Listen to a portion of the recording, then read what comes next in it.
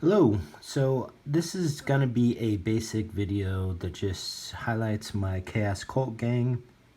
I'm going to talk a little bit about the starting gang, maybe how I've upgraded some, a little bit of what I found to be useful and everything with them. So to kick it off, the name of my Chaos Cult gang is called the Cult of the Flayed Skull. So I play 40k. I play a lot of Chaos, Space Marines, World Eaters, Chaos Demons.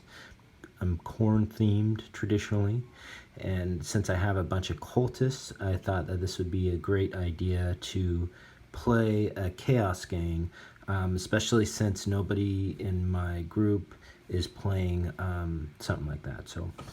And the little bit of story to go along with it is we kind of have an ongoing narrative that we do. It's on a planet called Silas Prime.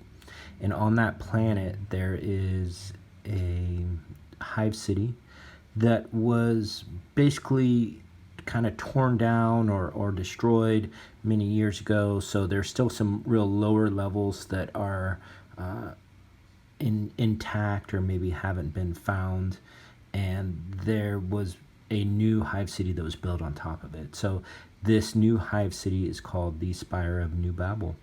And in our narrative campaign games that we were playing, it was there was a large earthquake, and some crevices and cracks had opened up, and it allowed for the gangs to proceed into these lower levels that many haven't been for many years. So it was very cool. We played that. We're gonna start to wrap it up, and that has been really fun. So I'm just gonna go into my guys and my their names and all that type of stuff. So the basic, this is my leader, or the cult demigod, and his name is the Lord of the Cult of the Flayed Skull. So basically, we just kind of refer to him as the Lord.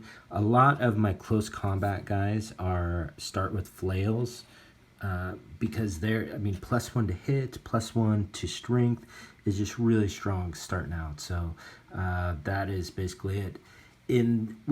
Had played maybe like 6 or 7 games or so with these guys so far, and I've been able to upgrade him once, and so I got him an extra wound. He also was hobbled, so he's -1 movement. So that's the leader, basically. These are 2 of my champions, or what they refer to as the cult disciples. And so the first one is Brutus, and I started him with a heavy bolter, which is super awesome. So he has just really rained down some terror on there. And of course, he used to be a Goliath, and he has now found the ways of the cult and forsaken his Goliath brotherhood. And so the things with him is, right off the get-go, I think one of the first things that I went and got after my first game was I tried to, and I think I was successful, is I got suspensors for him, so it makes the heavy bolter, or excuse me, the heavy stubber, not unwieldy, which is really good, because then you can aim with it, you can move and shoot with it. It makes it so much stronger. And then I was able to upgrade him also too, to basically get +1 ballistic skill. So he's BS 2+, and he rarely misses. So very good. And his skill that I gave him was Overwatch, another strong one. So this is the Queen of Skulls. She was an Escher that once again has found the ways of the cult.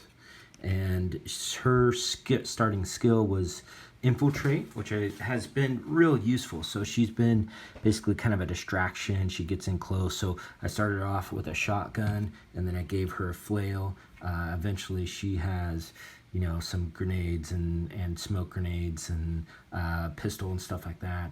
I've been able to upgrade one of her skill, or advance her, and I gave her +1 attack, because I always felt that just having 1 attack has always kind of slowed her down a little bit. Having an extra attack if she tried to assault somebody was useful. So that's her. And then, so what's cool about the cult rules in the cult gang is that they get a witch. The witch basically counts as a leader, or excuse me, not a leader, but a champion. So you know, the same things apply as being able to activate models around them, being able to do post-battle stuff, which is really strong. And so he gets powers. The power that I decided to start him with was called the Scouring, which is basically a template weapon that is, I think, strength 3, but it has blaze on it, which I found to be very useful. And I just start him off with flails. These are considered flails. Later, I've upgraded him with a, I think, like a stub gun. Just because they start with a ballistic skill of 5+ and a weapon skill 5+, so it's not very good. So that's why I thought that the template weapon was really good in that regard. So I also have a couple starting just kind of close combat guys to cruise around. They start with flails once again, auto pistols. The cool thing too is that the Chaos Cult, they start with a bunch of flails. Which is great, and flails are such a good weapon in my opinion.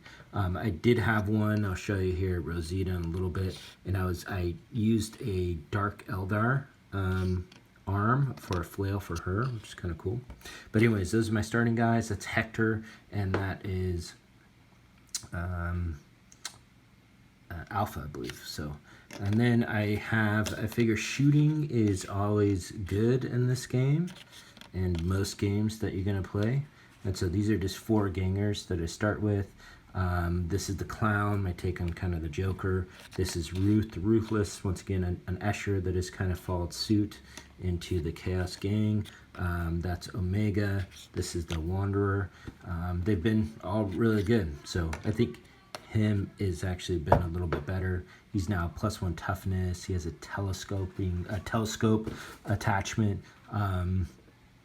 And there was one game where literally every model was wiped out except for him. He was the last one standing. So he's always been good. And then as far as upgrading some guys, so through our games, I've been able to buy a couple more guys. So I've bought Rosita, so Rosita Sanchez. So she is kind of my take on maybe what I would call the Day of the Dead type look and style. You can see her flail is a Dark Eldar Witch flail, which looks really good. And then auto pistol, stuff like that. So she's been really, really strong. And then a couple other gangers, which is auto guns. This guy his name is the Elephant, always because I thought that he has some sort of protrusion or growth under that he's makes him jokingly look like an elephant. And then this is the Gimp. Gimp, surprisingly, say doesn't talk much, but he is the smartest one. He got an advancement to get +1 intelligence. So, and then I have a couple other things that about it. I had actually purchased, I had one game where 13 of my guys, where I had 13, 10 of them were in recovery, nobody died. So in order to get some more guys to the next one, I bought a Slopper. This Pierre. You know, he specializes in cannibalism and fine dining, so that is his basic thing. He came in, actually, I believe I got 3 models back the first game that I needed to use him, so that's cool. I have Spike. He's just basically my hired gun in case I need something. I didn't say much, works for free pretty much. And then I do have to pay for him when I use him, but that's my day. We call him Spike, and we don't mind that he's a little nurgly. This is a Doc that I did, so gave him a stub gun because that's what they have, a kind of a bandage. I need to purchase him, so I haven't purchased him because last game my witch actually died. I had to take him to the doctor, and I didn't have enough funds, so he's out of the campaign. So that would be super helpful to buy one of them. This is a, let's see, they are an armor smith, right? And just in case I start to get in there, I mean, that would be pretty good to start to. Once again, he's kind of, think of him as like a mercenary style Goliath ganger that would gladly make weapons for anybody. And then I do have a Spawn. So just in case, one of the things with the rituals, so chaos, which is really nice, is first of all they have they could do rituals, right? And so what that means is, well, first of all, since you have two champions, essentially a third champion with the witch, and then you have a leader, is you have 4 options to do post battle stuff. And so if you're going to make money, if you're going to go search for goods, find goods, whatever. So it makes it, that's a big advantage, I think, and can help so that you can buy more guys and be out there quicker. But the other thing you do is a ritual, and the ritual is basically going to pray to a god.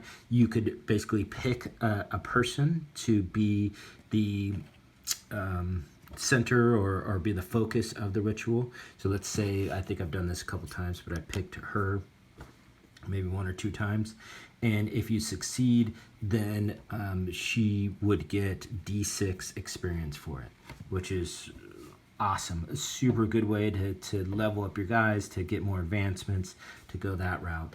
And then you get, so I choose the corn one, and the corn one basically lets me every round, it lets me re-roll 1 to wound roll, so which is super strong. And if I happen to do that ritual and I roll, I think it's double 1s on there, then that guy that I put in place to be the focus turns into a spawn. So that's why I have a spawn on there. And that's basically about it. So they play really good. I like them. They're not especially strong stat-wise.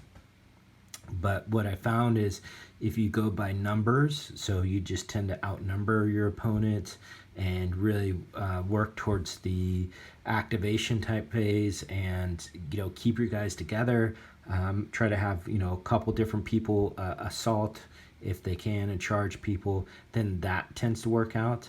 The lack, I think, with anything is trying to deal with people that have power swords and power weapons and things like that.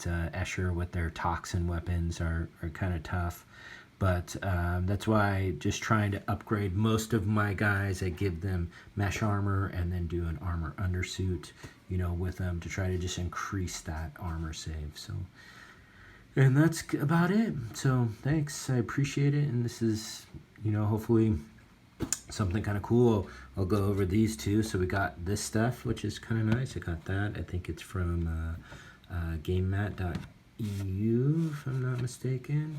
And so they shipped to me. So it's a whole Necromunda kind of wall system, which really adds a cool layer to the Necromunda games if you're going to use the tiles.